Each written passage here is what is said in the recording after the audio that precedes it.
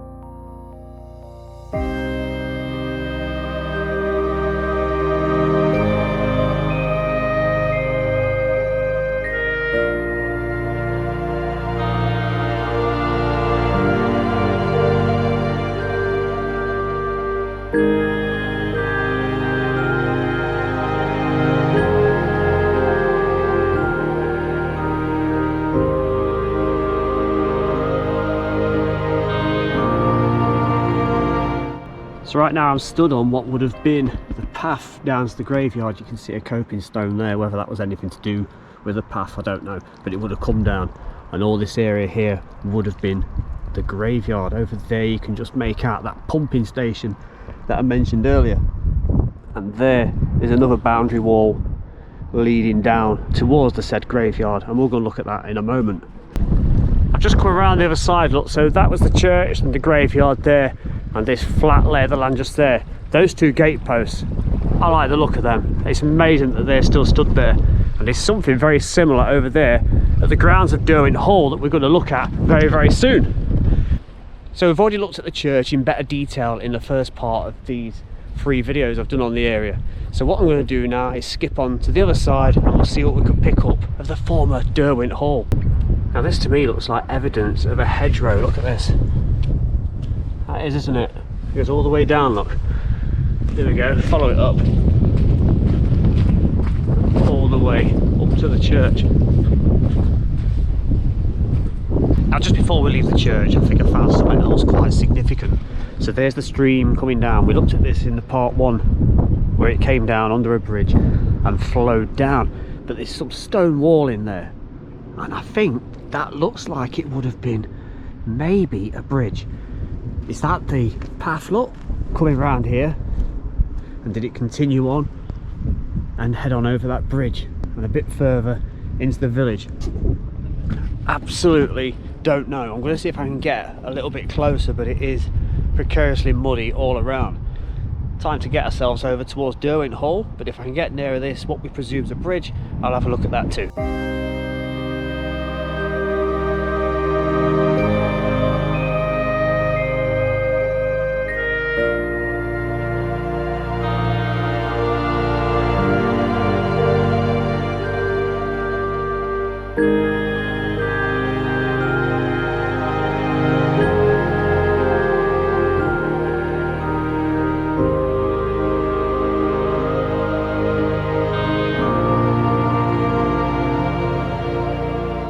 So I've now picked up the remains of the former village road coming down here. Look, the tarmac and the retaining wall heading off down towards the depths of Derwent Village. So the church was there, the valve or pump house is over there, and Derwent Hall is just around that corner. So I'm going to follow around what appears to be the course of this road, and we're going to turn up at the best secret as yet to be revealed.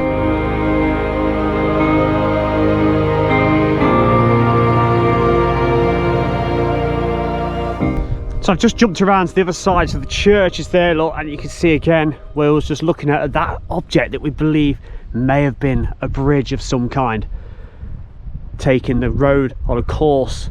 There's something there, look, you could just make out. It's just poking above the waterline. I'm as close as I can get. I'm stood on this old bit of stone, which is probably from the church, and there's also some old foundations just here. Look at this. Look at these peculiar circles in this piece of stone. What a strange little odd thing that is. I'm going up here, probably some sort of drainage, look. So I've squatted down a little bit to get out of the wind, but that is the former grounds of Derwent Hall. It's absolutely astounding. So that would have been the gardens and the fish ponds just here, with the property itself being just over there and all those piles of rubble. And it was built in 1672 by the Belgai family. It was later owned by the Duke of Norfolk, and later on, around 1931, it in fact became a youth hostel, before I believe it was compulsory purchase by the water board around this area. I'm looking forward to getting over there, because that is showing a lot of the former building out of the water. When I came past this at the end of August, you could just see a shadow of this below the water level. So this is going to be some explore. I'd like to have thought I could have got through there and then walked along the edge of the gardens. You can see all the stone walling and former tree trunks sat in the grounds. I think I'm going to lose my shoes if I do and end up in a bit of a mess, unless I can get around to it on the other side. It's time to go and look at Derwent Hall.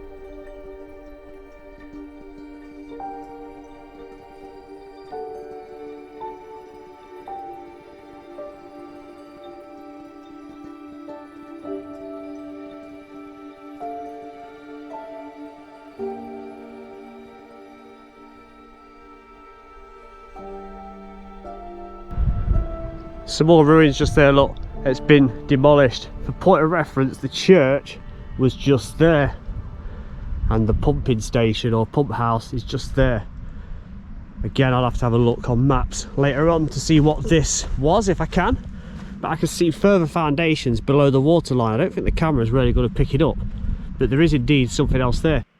So again, as we look at Google Maps zoomed all the way in a little further, you can see the area we're looking at. We'll just the partially faded map right now, and I can point out to you where Derwent Hall is, the gardens and the fish ponds, and the River Derwent running from left to bottom centre.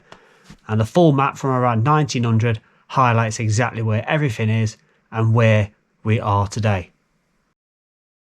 Stood within Derwent Hall, constructed in 1672 by the Belguy family. And look at this remarkable mixture of normal regular stone mixed in with great big chunks of sandstone, and look how clean and polished they all do look. It's all sorts of different shapes and sizes, like that one there, look. And a lot of these even have holes through them, which must have been to do with supporting the actual joints. There's an outer exterior wall just there, and I've already walked through a room that you just see me come through, and there is a foundation to yet another wall. But look at this. This is where it gets good.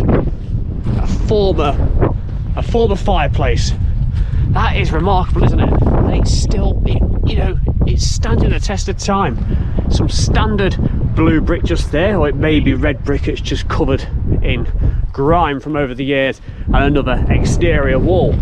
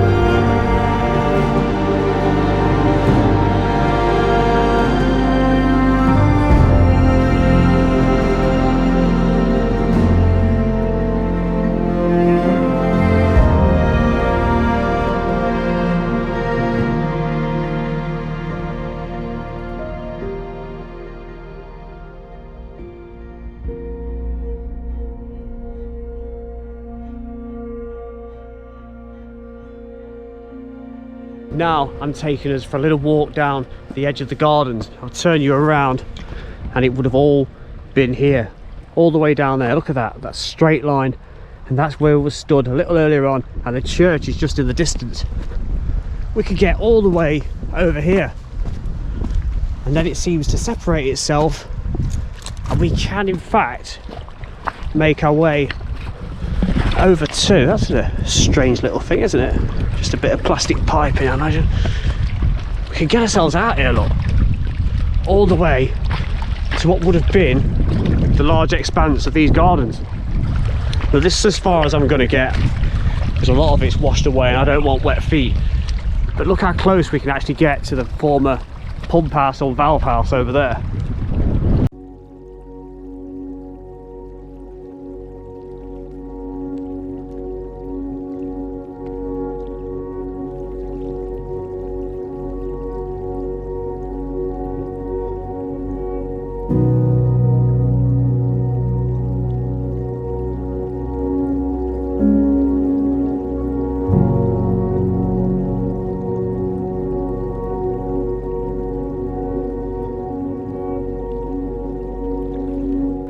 That is as far as I'm going to get. It appears to be an outer wall going over there, look, because there's a little chunk just there too. And you can see the straight line back towards Derwent Hall, where we first started. Let's get ourselves back to that gate post and we'll have a proper look at that, and then back into the hall itself, where I believe there may even be a hidden cellar. And we've got to look at old photos to see exactly where the other one was, which we'll do very, very soon. But look at the detail on it. So much effort went into that. It's very extravagant, isn't it? All the way down to the base. And look at this fabulous picture that gives an insight into the property forward facing and into those magnificent gardens. And I know I keep calling it a gate post. It's actually the end of a wall. It's a post at the end of the wall. And if we zoom into the same picture a little more, we can just make it out, look, and we can see that brick wall as it heads off down into the gardens. That is that very same stone post that still survives today. Lovely little archway just there, look. Still got a bit of the iron bracing underneath the brickwork too. A fine example of craftsmanship, isn't it? And this is probably remains of a cellar. You've got an arch down there, look, where you could probably go underneath, or it would have been a fireplace for down there of some sort. You can see where it's all collapsed in on both sides. I'm going to take you around. Nice ornamental bit of stonework there. And plenty of stone pillars here. Remains of all manner of rooms around here. Apologies for the wind again. There's a piece of timber sticking out of the ground.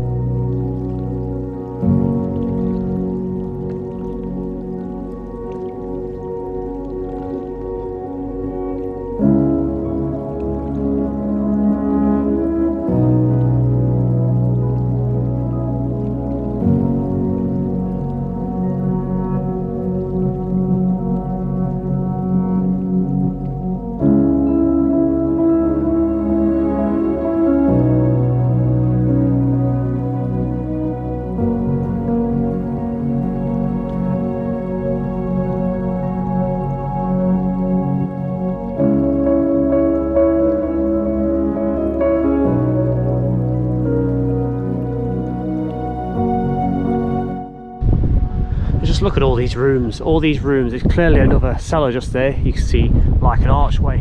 I can see a brick there, look, with its name on there, Farnley Iron Company. So that's quite good, that is, isn't it? If you zoom in, you can read that a bit better. And over there, we've got more evidence of these cellars. There's a few of them, and it's absolutely brilliant. Let's get ourselves around there and we'll have a poke around. So another former doorway as we move along into the next room. And behind there, there's something special. Look at that gap down there. Is that perhaps water that's flooded into a room just below? Take you around here. But it's the old staircase down to the cellar. It's full of water, but you can just make out the archway down there. Isn't that a sight to be seen? Look at the staircase on the other side. So clearly there was a flight of steps coming above the cellar and onto a floor level above this area. Let's see if I can get you round a little bit closer without falling in. Oh, there we go. Isn't that just a sight to be seen? I can take you around here, look, onto where those stairs are just there. I just had to laugh because I've just heard a lady say she'd got a power cut at home to her husband. I hope this isn't the home that she lives in, and that's why there's a power cut. Just there you can see a brick, and it almost looks brand new apart from the dirt that's on there. It's really, really clean. So the iron company that produced the bricks, it was manufactured in Leeds. That's what it says on there. I'm going to take a photo of that and show you what it looks like as we move on to what looks a very, very decorative former room over there. I'm going to take you carefully down here. So that's looking back to where the cellars are and those archways and staircases. Oh, I slipped a little bit there, but we're all right. And here's that room I just pointed out. Looks like there was something a bit fancy in that corner just there. I'll see if I can get around there at some point and we'll take a greater look at it. Similar markings on this wall. Nearly slipped again. Similar markings on this wall just here. And look at that. That's like the stonework from the Derwent Church foundations. There's a load of these bricks here, look, all the way along.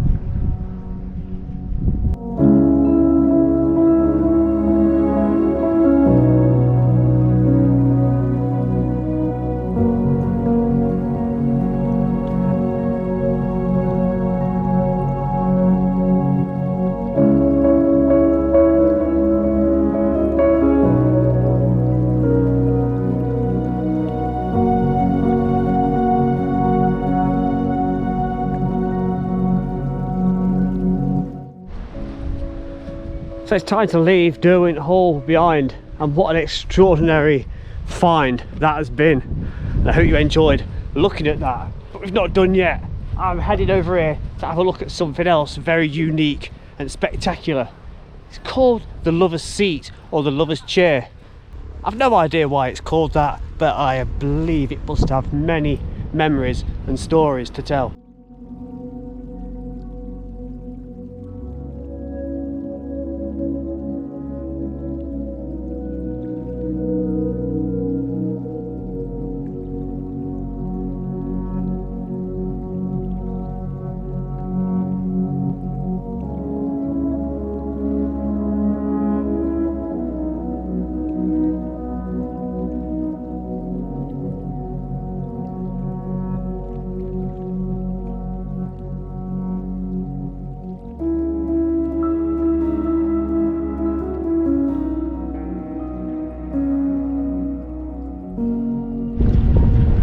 So this is what's known as the Lover's Seat.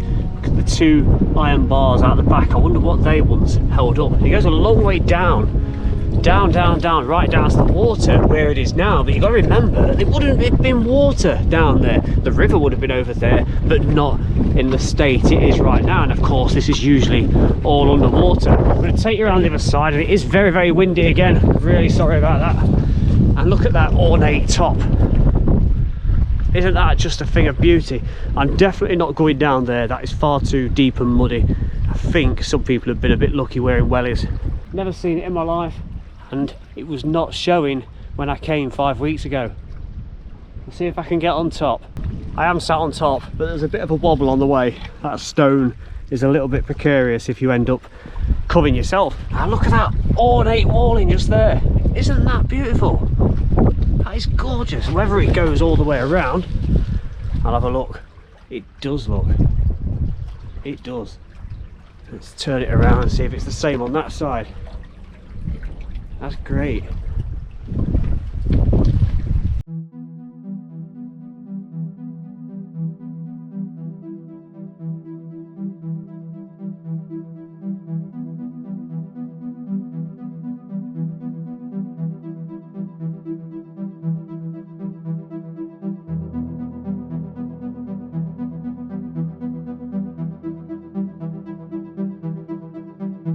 Now you may have just seen me go past what appears to be an old farm building and even some gardens. I looked at this extensively in part one. The reason I've started talking to you now as I approach the aqueduct, the piped aqueduct, is that the rain has made a difference to this land in the last few weeks. It's very, very soft, and my feet have gone in a couple of times. It was bone dry when I came. So the rain is, although you can't see it, the rain is making a difference. I'll take you underneath here, and I'm hoping to emerge at Derwent Dam around about 10 minutes from here.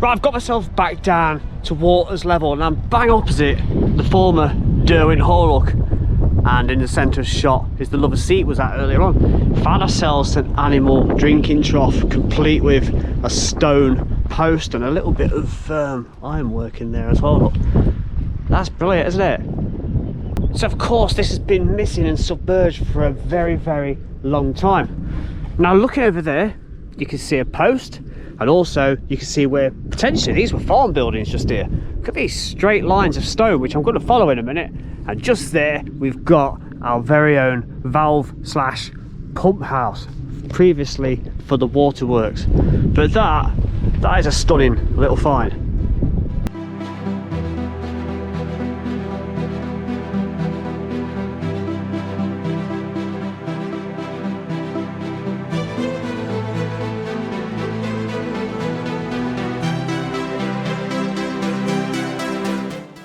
And again, it's off to Google Maps and Scottish Maps to take a look at what we're looking at right now. So we're still in the vicinity of the village of Derwent. We're just below Derwent Hall. Goes to the faded map and we'll see that it was Bridge End Farm. So it looks like it really was a farm that we're looking around, and that provides the proof in the pudding for the fact that that is an animal water or feeding trough, especially as we look at the clear map now from around 1900. You can clearly see Bridge End Farm and the Derwent going through the centre and the main village on the opposite side. Now I can't get to that. I know it's really windy and it's really muddy. You can see where people have actually done it in wellies most likely. Can't get to that. Look at the peculiar shape of this stone wall going around like that. Must have been to do with farming. Getting closer.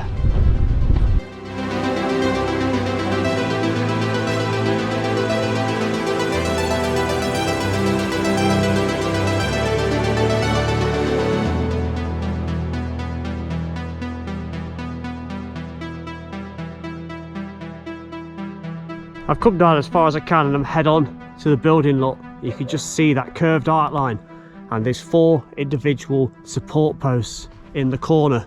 I'll try and get a close-up photo of it for you. That is as close as I'm going to get.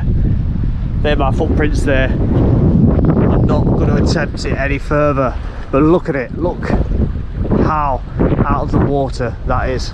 I'll try and get around the front though. I think we should be able to get closer on that side.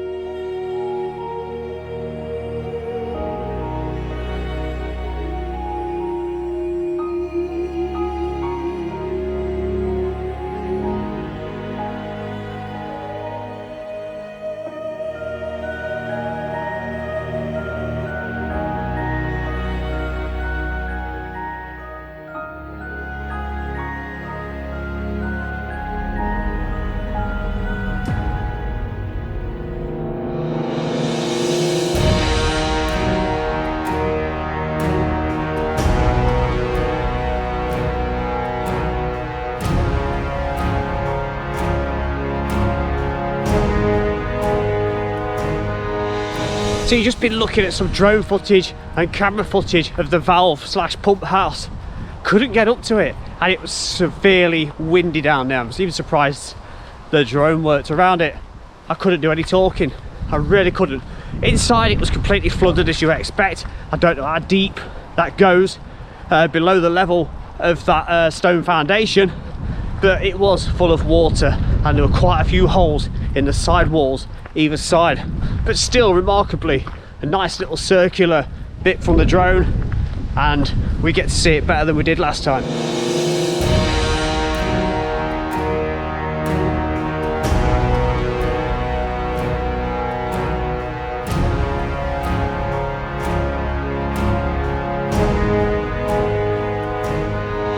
In case you're wondering, you didn't see part 1, here is an operational version of that valve house that had reappeared in the reservoir. So I think that's me done on Ladybower. This trio of videos have been so much fun exploring the landscape below the water. Ashupton Viaduct over there, look, that's where we began in the very first video in this series. I will come back when the reservoirs have refilled, probably in 3 or 4 months time, and we'll have a look at it and maybe even do a comparison of then and now. Thank you so much. There's a lot of new subscribers recently for viewing my videos and enjoying them, and all the likes and comments you've been giving them. Keep sharing them, keep giving me ideas. Take care, and I'll see you very, very soon.